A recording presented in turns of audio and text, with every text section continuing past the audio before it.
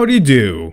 So this is going to be like another work in progress kind of episode of what we're at this point calling like the Jinx Chaos Theory Podcast, kind of a thing. I don't know, maybe that name will stick just because I haven't heard any other kind of podcast thing called that, but it's another way for me to kind of get more kind of videos out about Jinx and some stuff in general, even if it's necessarily not specific about one topic. And that's what this video is going to kind of be about. We're going to talk about, for example, the RIVEN post and how Jinx was mentioned in that, or Jinx with the ARAM changes that might have flown under the radar a little bit. Those kind of things that maybe didn't feel like they'd be good individual videos, but maybe would make a pretty good singular video. So without further ado, before we get into it, basically it's going to be like a still image, kind of a picture on the video itself. So if you want to tab out and do something else while you listen to this, you won't be missing anything visually. But yeah, here we go. Also, this is probably going to be a lot opinionated, so don't take what I say in this video as like balanced fact or anything like that if we talk about things like that. So for example, first and foremost, let's talk about the JAT post and how he mentioned Riven and the metric for Riven and how NA is complaining a lot about Riven, but like other parts of the world aren't complaining about Riven. So Riot actually doesn't have plans currently to nerf Riven because it turns out North America, we're not the only region Riot has to worry about. And I don't say that to be like mean or too condescending, but at the same time, there's a lot of people that will come into even like August's chat right now, or not right now, he's not streaming at this moment, but like just today when he was streaming and asking about Riven balance as if NA is the only region that matters. And yes, NA does have some frustrations against Riven, but when basically no other region does, it means they don't need to actually do anything about Riven, and the onus, as you will, is actually on North America to maybe just, you know, get better at playing against Riven. And I kind of hate saying that the answer to something maybe is just, you know, get good, because maybe there is actually a frustration there, or maybe you have been trying to get good and you just can't figure out how to, because the thing you're trying to get good at has a frustrating part to it. At the same time, in this particular instance, think about it from Riot's standpoint, like as a business, right? Like you can't actually change a champion based off of one region when you have to worry about several regions. And I know even some big streamers have this tendency when they decide to yell at Riot for whatever reason to go like, who cares about like Vietnam or Brazil or something like that? Riot has to care about Vietnam or Brazil or whatever, especially like Vietnam, I believe specifically, now has a bigger player base than North America anyway. So yeah, if you want to go based off of that, there's that to deal with. But just in general, right? Like if it was just a North American game, that'd be one thing. But you have EU West for a reason. You have China for a reason. You have Korea. We mentioned Vietnam, Brazil, even some other countries that are trying to get into it. Like, you know, they have Japan. You've heard of Japan playing League of Legends, stuff like that. Oceania, the wildcard regions. There's so many more things than just North America to worry about. And time again, it seems like North America doesn't really consider that to even be possibility sometimes when you see like the Reddit posts and all that stuff. And we could talk about Reddit real quick too, because people be like, but Reddit, it's all over Reddit. Here's this thing called the vocal minority.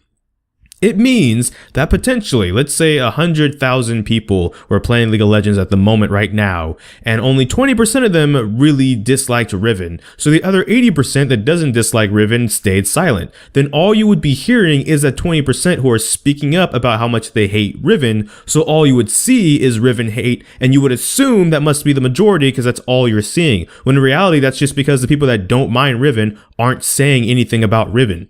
The analogy comparison here to the 100,000 players or whatever, so that'd be about 20,000 players or whatever, that's North America. North America is like that 20% that's complaining about Riven. The other 80% is like Europe, Korea, China, Brazil, Vietnam, whatever, not complaining about Riven. That doesn't mean if you go to those regions, like no one in the region is complaining about Riven, for those that want to be pedantic. It just means that on Riot's stance, they have to then look at the metric that they kind of are throwing around the word right now of, okay, well, maybe if this is more of a problem in multiple regions and a really huge balance issue and frustration for players across the board, then yes, that'd be probably a metric that would hit for them to do something about. But it's right now kind of really just a North America problem, so they can't really do much about that right now. They'd have to take more time. If anything, if North America really wants to see Riven be changed, what they would have done is be quiet about Riven.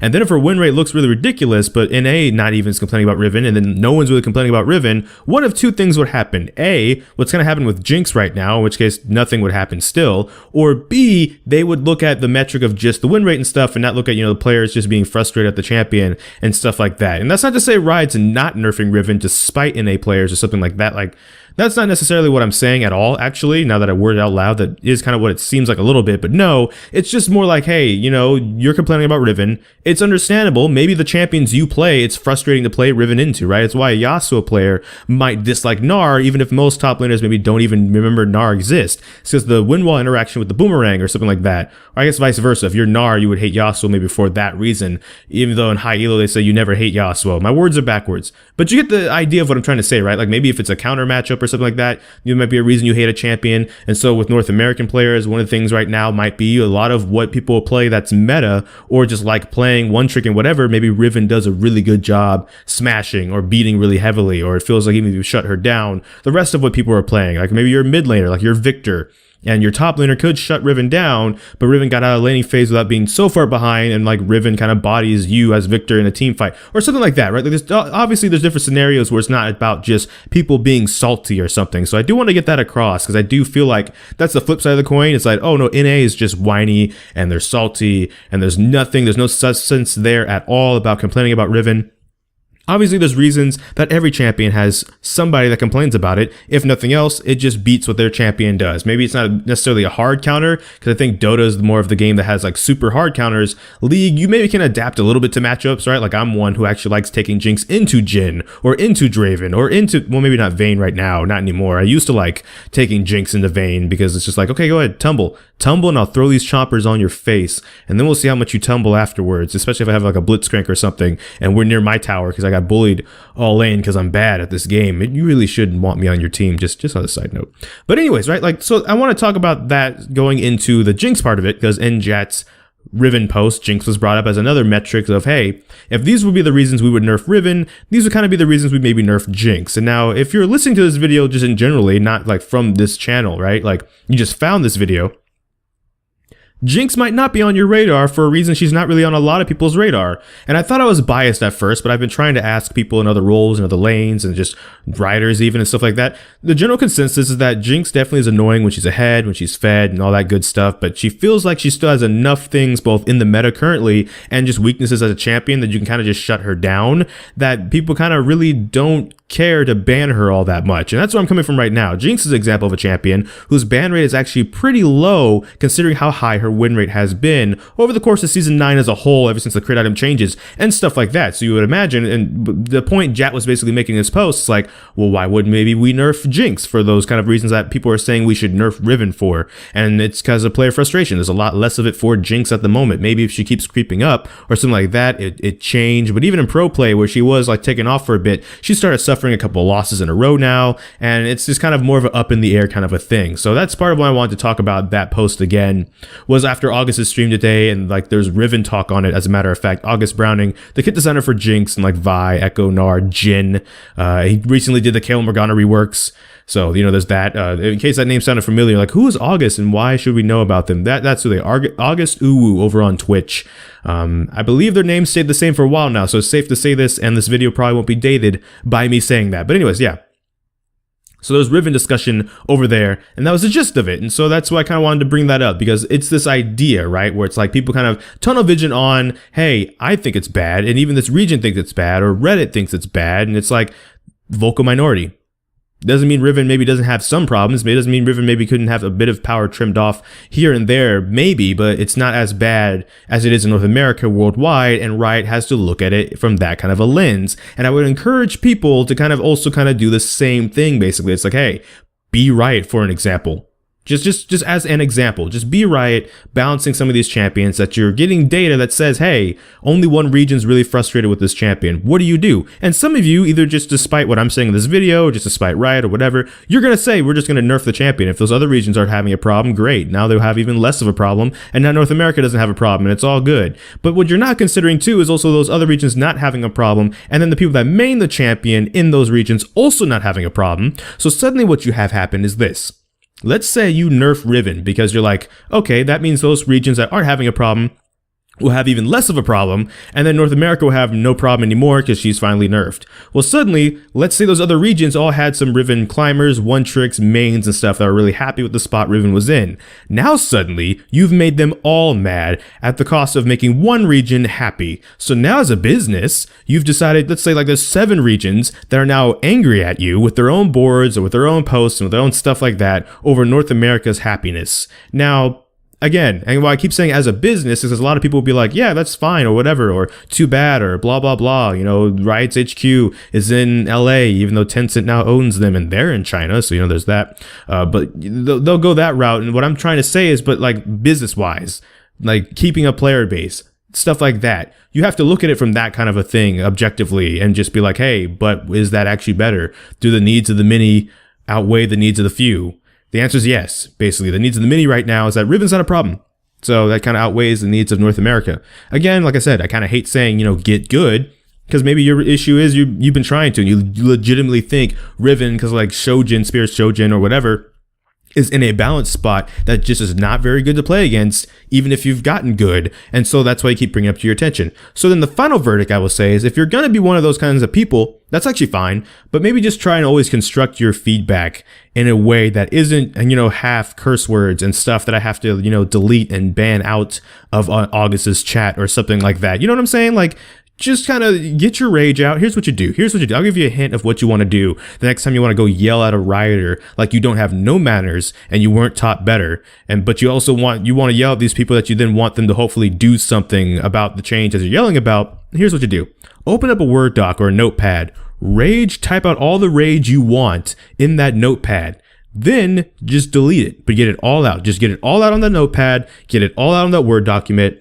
All the curse words, all the outrageous things that you for some reason think it would be okay to type to another human being, let alone one that you want to actually change a game in some aspect because you think being rude is going to be it. Yeah, that ain't it, chief. But anyways, just get it, or even just get a piece of paper with a pencil and just write it out. Like flex your muscles while you're doing it because you're angry or whatever, right? If you're one of those kinds of people, just get it all out, then delete it, or crumple up the paper, rip it up afterwards, and then after you maybe are a bit more calm, try and address somebody in a bit more calm of a manner. Try and look at why it is you're angry about whatever it is that you're angry about, and you know, what are possible solutions that are not just, hey, let's just obliterate this champion, let's just delete this champion, let's just do something that doesn't really address the issue, and then we get surprised when that issue pops up somewhere else on a different champion, because our solution is just delete it. You know what I mean? And maybe not. Maybe you don't know what I mean. Maybe you don't care what I mean. Maybe you disagree with what I'm saying. But that's, like I said, there's a reason why then some of us just go into a writer's chat and the mod just kind of smites them and takes them out because they need to learn some matters. You've been warned. Do not do that. What does that have to do with Jinx? Jinx is in an interesting spot. So kind of segueing a bit off of the post. If Jinx was in that same kind of situation, she's not in the metric where she's actually at a point of being nerfed. But the flip side of the coin would be she's not even frustrating in North America. She's like not frustrating anywhere. So what does that mean to not be frustrating? Why is Jinx then out of the two mentioned in the post? And there's some others mentioned as well, but because it's like a Jinx channel, here we go. What would Jinx be looked at for? Like, why would Jinx not be frustrating? One of the biggest things, of course, being, again, having actually meaningful weaknesses, right? She has strengths that are very annoying when she's fed, when she's snowballing, and you feel like, especially because you didn't draft any good counters or any whatever, she's just gonna run away with the game and you can't do anything about that. But even then, right, there's a lot of people who will be like, while that sucks, the issue is because we didn't maybe draft good counters or good things to lock down a Jinx or handle a Jinx or dive a Jinx. So that's part of the reason why. Versus a Riven who maybe people feel like they did have counters or try to shut her down and she's still back in the game anyways, like a Vayne or whatever. Jinx has really bad self-peel, right? There's the Flame Chompers, but you can get around the 0.7 second arm time. On top of that, you can only throw them in one direction and you can maybe possibly go around depending how mobile you are. Furthermore, she does have her passive, which does give her move speed, but she has to destroy a tower or kill an enemy champion or something like that to be able to access that move speed. It's gated behind being successful, and it's not on command, even like a Tristana who can just kind of just W jump away. And if you still catch up, flash away. And if you still catch up, knock you away with her ultimate, despite also having the same range that a Jinx does, which is also a conversation probably for another time. But it's like, how come Tristana gets the range of like a Caitlyn and a Jinx, but way more self-peel? And I mean, when I say self-peel, you don't get to add like other support champions either, where it's like, oh, but what if they have a Lulu or a Janna? No, just the champion by itself with their kit by itself, right? Like Tristana has a lot of self-peel despite also having the range that a Jinx and Caitlyn does, right? Like no wonder Tristana can be kind of frustrating to play against, I think. Not that, again, Jinx or Caitlyn can't, but I feel like if you're going to make a champion that has really annoying strengths, I think what it shows that a lot of the community is actually kind of okay with this as long as it feels like they have weaknesses that they can actually draft for or try and do in game to try and shut them down, right? Like a Jinx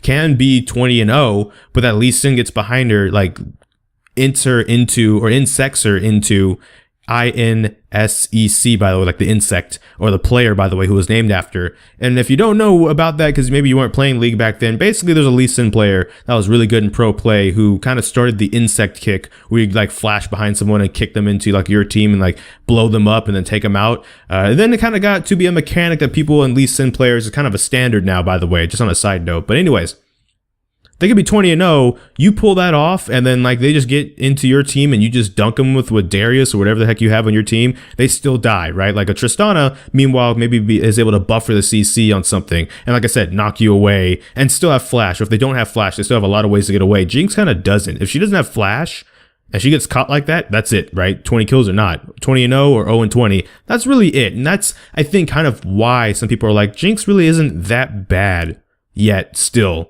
I'm okay with it because I'm definitely loving the fact that my champion actually gets to be strong for more than a couple patches without already getting nerfs. Because usually, not necessarily that Jinx isn't never allowed to be strong, but it does feel like in the past couple seasons, she hasn't really been like that powerful. She hasn't really been nerfed in either, but not really that powerful either. And so I guess it kind of just feels good to see her again, right? So anyways. Another thing to mention is Jinx and pro play. Speaking of Jinx being picked and her prevalence and stuff like that. For example, she was picked in Game 3 of the Cloud9 versus TSM game, which I don't know if how many people watch my videos that are TSM or Cloud9 fans, so maybe I won't talk about that all too much. But, you know, she has been in pro play for quite some time, actually. It's been very fun watching pro play because that's kind of the reason why I started watching pro play, was to watch players that are better than me be good at the champions that I like to play. So when Jinx fell out of pro play a while ago, I just kind of really didn't care about pro play all that much, except for like, you know, MSI and Worlds, like the usual. But now it's like, oh no, I actually might tune in and they might actually legitimately pick Jinx anywhere. China, even in Korea, North America, the LEC, the EULCS. I'm just going to keep calling it the EULCS. I'm sorry. I know branding wise, I'll eventually learn the LEC, but I feel like I'm going to keep tripping on that until I learn it. So for the rest of this video, it might still be EULCS, but I'll apologize in advance. But anyways, yeah. Jinx is like there. She's there, she's doing stuff, she's winning, but she's also losing enough for some of the reasons we kind of mentioned now off of the segueing of the Jat post and stuff, right? Like, again, she gets caught out or something, she's done. In that Game 3 with the TSM versus Cloud9, there was a fight down bottom lane where like Bjergsen flanks from like 10,000 miles away, but the fight lasts so long that he's able to walk down through Tri-Rush and actually able to dive and kill Jinx right there in the bottom lane. So like, there are definitely ways to play against this champion, and I think when it comes to champions in general, linking back to that first idea of if you're putting yourself in Riot's shoes, how do you go about this from like a business standpoint and stuff, look at a champion and look at, hey, they have annoying strengths, but should we be nerfing those strengths? Are those strengths really the problem, or is the problem it doesn't feel like they have meaningful weaknesses to play around? And if they did, maybe then we could kind of do something there, right? Like, you know, okay, Jinx has weaknesses. Other champions have weaknesses too. It's why when they're allowed to be strong, they don't really get complained about all that much. What champions maybe don't, that maybe could benefit from maybe having their weaknesses opened up a bit more rather than their strengths nerfed, because then they still don't have those weaknesses. So the meta then favors that champion after they got nerfed anyways, then those like nerfs to their strengths don't really maybe feel all that impactful because their weaknesses kind of still aren't there. And then they're still doing all right in the meta because the meta shifted to a meta that favors them a bit more, right? Furthermore, you know, one of the things that we could also talk about when it comes to Jinx is also how many things in the meta kind of feel like you can play against Jinx and be successful. Starting with just the bottom lane, right? Like, you don't see a lot of Twitch, but Twitch was like an old school counter to Jinx that people could kind of play into Jinx in lane, do very well, and also scale like Jinx does. So if it gets to the late game, you're going to be just as deadly as Jinx is going to be. But with that being said, let's look at some of the other stuff that we kind of see both in pro play and solo queue. Solo queue, I'll start with there. We do see some things like Misfortune for lane bullying. Lucian's still kind of a thing. Ezreal's kind of on the fence. I always liked actually taking Jinx into Ezreal because I can just use the minions to kind of block his Qs, and I can just harass him with rockets when he steps up to CS. So that's kind of my opinion, but I know that's just coming from a Jinx main, a general kind of idea. Draven is a pretty good one. Again, I did say I like playing Jinx into Draven because I could just throw my flame choppers at random where the bright, circle says he's about to catch an axe. So either he has to drop an axe or step on those. Again, if I have like a Leona or whatever, he gets CC'd right there. I'm not afraid to do that. I'll burn the mana with the choppers to do stuff like that. And that's maybe not the best advice I should give anybody at all, actually. So let me just not. But, okay. Draven, he's kind of a harder AD carry to play, so if you're in the AD carry role, maybe don't play him. Instead, like I said, look at the Twitch Tristana or Caitlyn and try and match what Jinx does a bit, right? So that way, if you're not necessarily that great, you're autofilled or whatever, what you could kind of look to do is trying to match Jinx's scaling, try and also be relevant in the late game that she's going to be relevant to, maybe bully her a bit in lane because you also are going to have range. If you can, you want to kind of play Vayne just across the board, period, just because Vayne is really powerful right now, and that's a champion that kind of tilts people when they see Vayne. So if you want to kind of just tilt people in champ select, just be able to pick up Vayne and actually play Vayne pretty well. That's actually probably going to do you wonders. So, there's that too. But in general, right, we have things like Vi and solo queue is a little bit more of a thing again, where she can kind of press R on Jinx or something like that, right? Like Azir, even when he kind of Shurima shuffles his way into the back line, knocks everybody around if you don't have flash, especially, and stuff like that. There's kind of a bit, well, it kind of depends who you ask, but it feels like there's a lot of like engaged supports. We've seen like the Braum and pro play and stuff like that too. So even though it's kind of nice to play with Jinx, it's also kind of nice playing against Jinx because maybe you can tank a bit more stuff, or you can kind of have the CC like Braum does, for example, or like when Sion was meta at the beginning of the season, he had a bunch of CC in his kit. We even see Urgot jungle a little bit, which he doesn't have a bunch of CC, but he's also really hard to kind of take down depending if he gets fed or not. Karthus, meanwhile, that's example just across the board is kind of a powerful jungler who can just kind of press R, get a bunch of kills. That's his ganking right there. Someone's low, let me just press R. I don't even got to be there, even if I don't have a good flank. It's all good. It kind of actually reminds me, I can't make fun of Karthus jungle, like I really can't, because it kind of reminds me of the playstyle of when I first started playing Jinx jungle, which I'm not going to say I'm going to recommend Jinx jungle, but the Wits End changes are a thing, and I usually play on hit Jinx in the jungle, and I can gank with the Super Mega Death Rocket no matter where I am. The problem is when you do use a Super Mega Death Rocket as like a ganking tool, you gotta move, right? Because it kind of gives away your position where you were in the jungle. That is something to kind of worry about. But your ganks aren't really that great, but that kind of is kind of great because you're not trying to get the kill necessarily. You're just trying to wipe him low. So for that half health, you just fire the ult, chunk him down to even lower, and then your laner might be able to get the kill a bit more easier, right? Or you do secure the kills and you decide to be a jungle carry as Jinx, which is kind of a challenge. So, there's that. But anyways, what I'm getting towards, why I even started talking about that, was just like, part of what Jinx, maybe the lack of frustration, is just there's a lot of things in the meta that maybe feel like you can actually take it to her and shut her down. Zoe even with a bubble over the wall, and then you just take the Q and you take Jinx out because she's not building any magic resist. She's doing triple crit because she's tunnel visiting and tunnel visioning on triple crit like has been since triple crit became a thing, which is its own video about me and my feelings on triple crit, but whatever. But there's a couple of situations where maybe the champions can just assassinate Jinx straight up or something like that. And then as a Jinx player and as Jinx playing or playing as Jinx players watching this video or whatever, those are things you have to worry about, right? It's not necessarily the easiest of metas just because Jinx is viable and even pretty powerful in certain matchups. Across the videos we've done, the Jinx Wednesday episodes, we have had conversations about, yeah, Jinx is pretty good right now. Maybe I'm still finding, issues winning with her. I'm still struggling with her because of the things that are meta. And I think that's kind of great. That's a great spot for Jinx to be in, where it feels like a lot of her counters maybe are meta, even if it's in other roles. And as such, she still gets to be powerful and still gets to be fair to play against feeling, and it's kind of great across the board. Obviously, she's not the only champion. I've decided to focus in on Jinx because this is a Jinx channel though. So obviously, you might be having a champion where you feel it's kind of the same scenario, but for your champion, that's probably why. It's probably like a really great, the stars have aligned, a balanced place for your champion to be in, and it feels fantastic. What doesn't feel fantastic maybe is the ARAM changes to Jinx though. Let's just not really segue, but let's just talk about the ARAM changes. This is an example of another thing that's like a video topic that wasn't really its own video, so let me put it in here. If you didn't know, with the ARAM changes, the Butcher's Bridge and all that stuff, which is kind of cool and all, they did nerf not only Jinx, but several AD carries, but like 5% damage. They do 5% less damage on this map. And then Ziggs, who was made to be like the poster child of we hate playing against this champion on ARAM, he does 8% less damage and also takes 8% more damage than he originally did. Basically, what they tried to do with the ARAM changes is kind of make it so that it's not really it's a poke map that they don't like poke on anymore.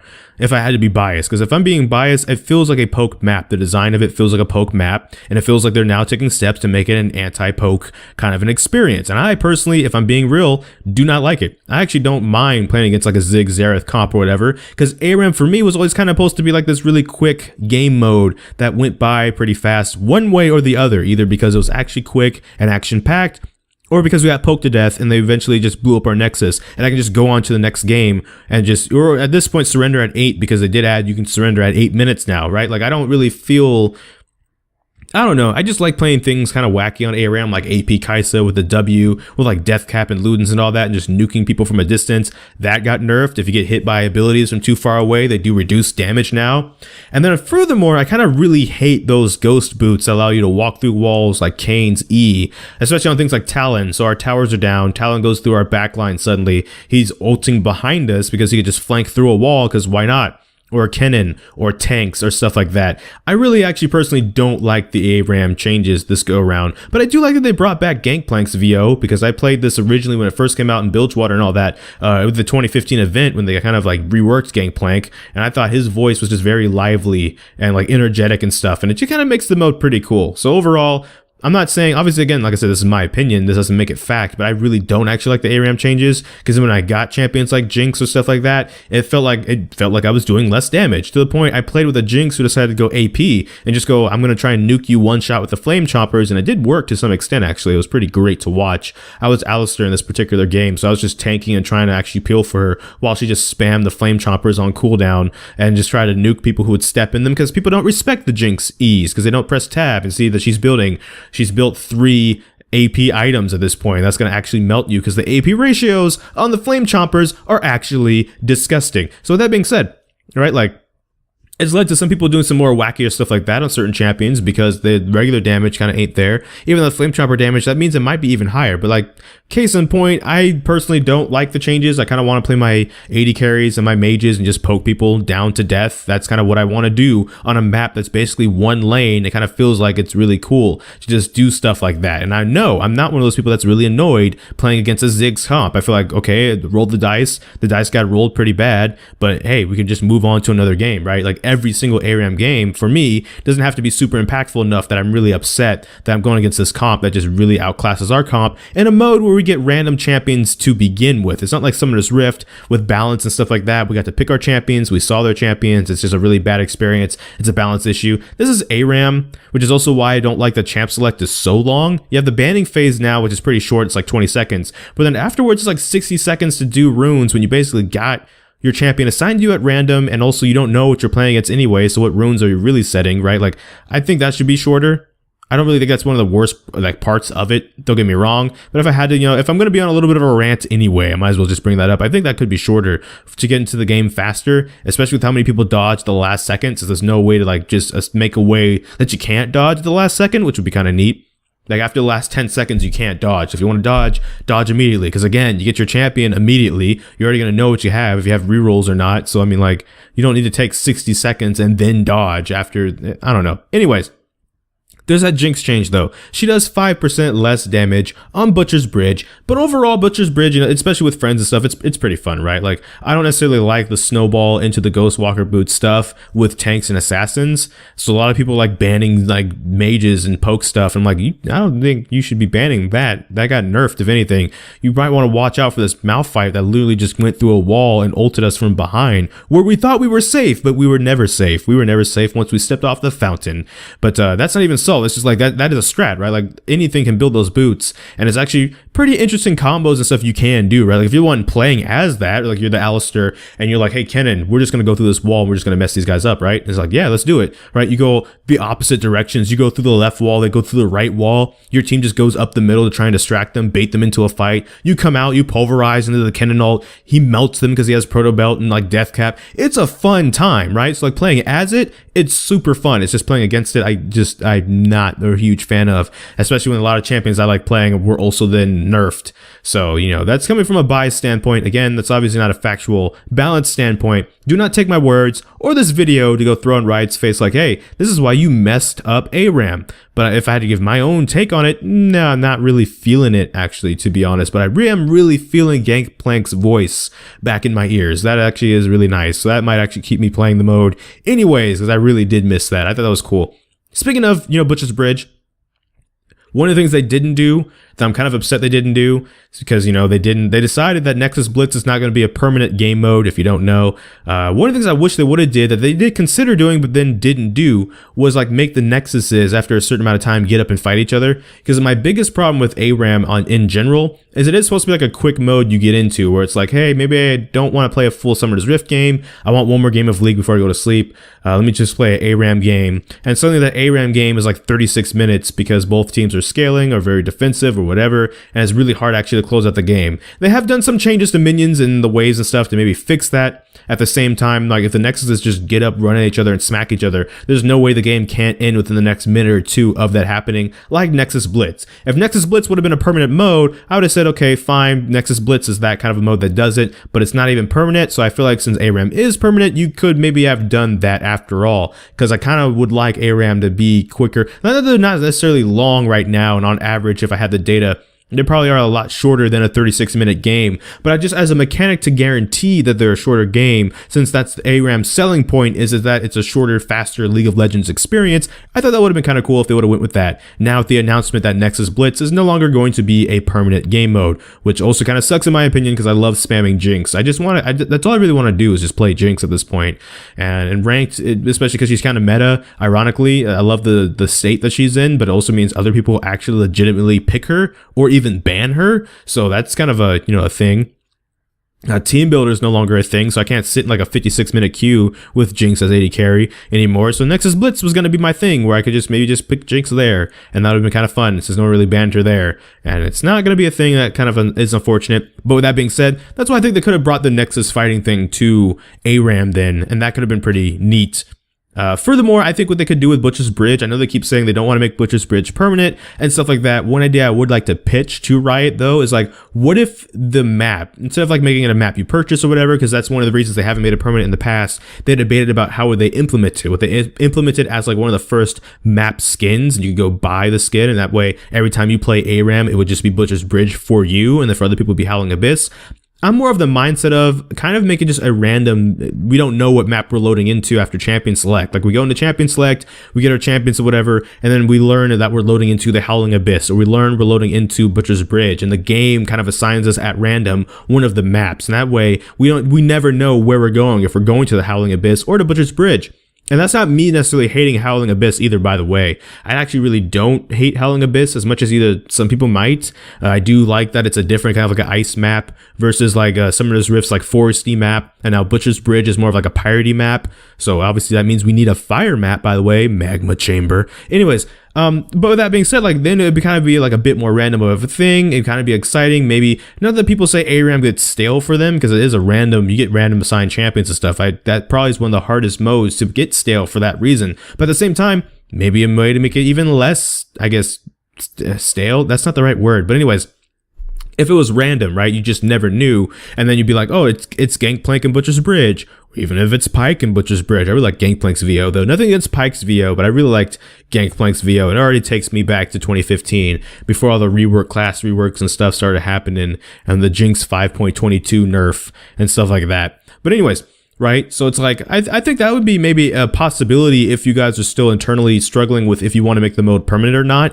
Maybe just make it like in the game, make it random so you don't actually know, especially because it's called ARAM. So you're already getting a random champion. There you go. You get a random map and you just never know what's going on, right? Or you don't know what map you're going towards. And then that way you can be like, hey, this was a cool Butcher's Bridge game. This was a cool Howling Abyss game and stuff like that.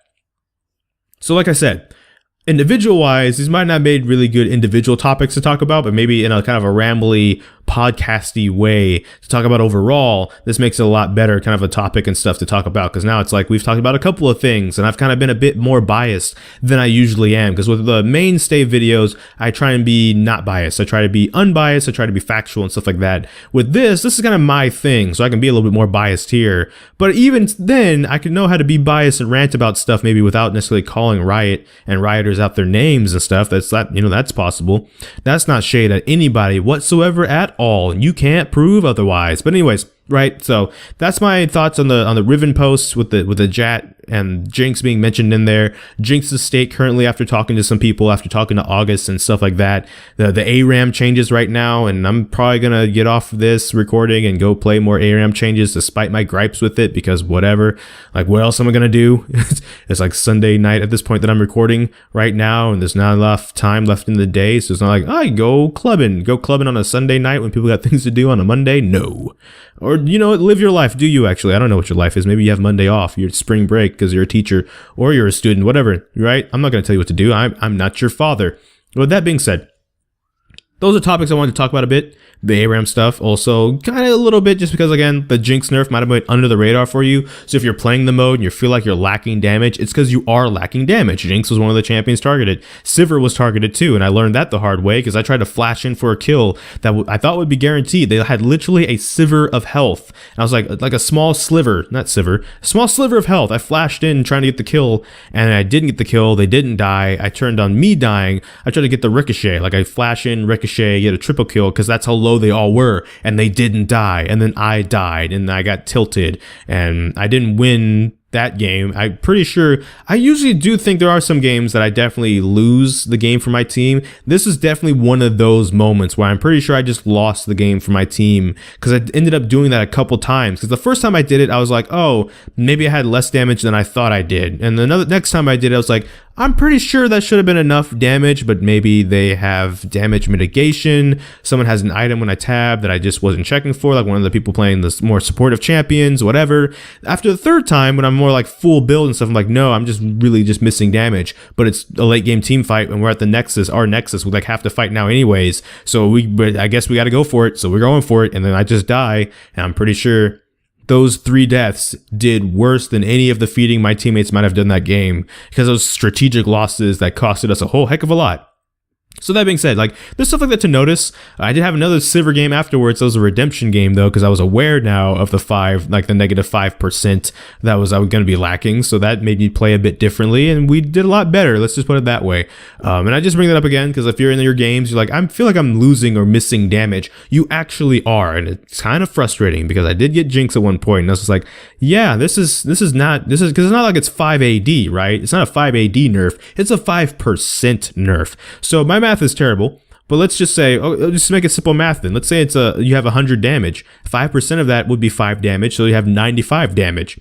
Over the course what that means basically, over the course of 10 auto attacks, instead of doing 1,000 damage, you're doing 950 damage, which by itself is like 50 damage, whatever. You just do another auto attack, that's good.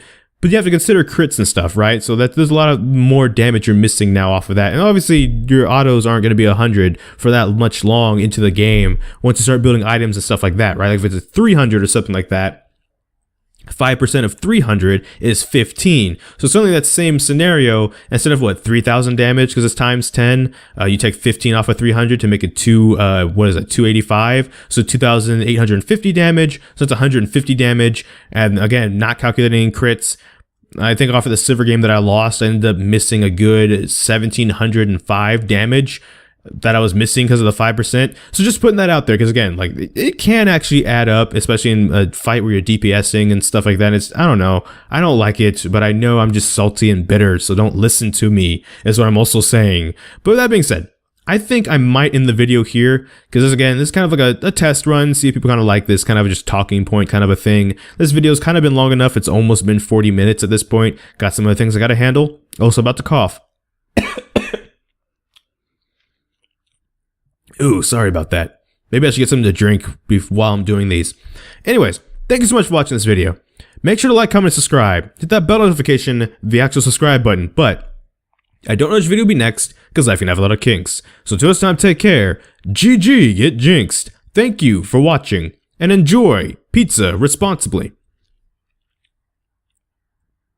even that, actually, hold on, really quick before I end the video, let's just round this up to 40 minutes as it is. We're literally almost there if I can find a way to just ramble on for even a little bit longer. When it comes to these videos, let me ask y'all a question. If you've made it this far in the video, let me ask you to do me a favor. When you do comment and also ask me a question that you would like to see when it comes to Jinx specifically, that maybe then during the week I can try and get to August or somebody and maybe get an answer for, whether it's about balance, even if it's about lore, if it's about skins, which he probably can't answer, but just to see if you made it this far in the video anyways, let me just put that in there, right? Like, what's a Jinx question you might have that maybe someone can answer if I can, you know, find an answer for it before I do the next one of these, which might be in a week, might be in several weeks. We'll see. I'll just wait and compile different answers and stuff that I can find about different stuff that you're asking. And obviously this doesn't replace the Wednesday Jinx videos, so this will be the Wednesday Jinx videos. But even those are going to be about a specific topic. This is just kind of broad, more of a chill, kind of a talking kind of a thing where I say kind of a lot, maybe more than I should. But anyways, yes, that's going to be the end of the video. In the comment section down below, comment with a question you have about Jinx, or if you want to, just say pizza is delicious at the end of your comment, and then I'll know you've watched it all the way to the end of the video, and then I'll heart your comment, because that's a thing that I'm definitely going to do if you do this. So, thank you for watching the video. See you next time.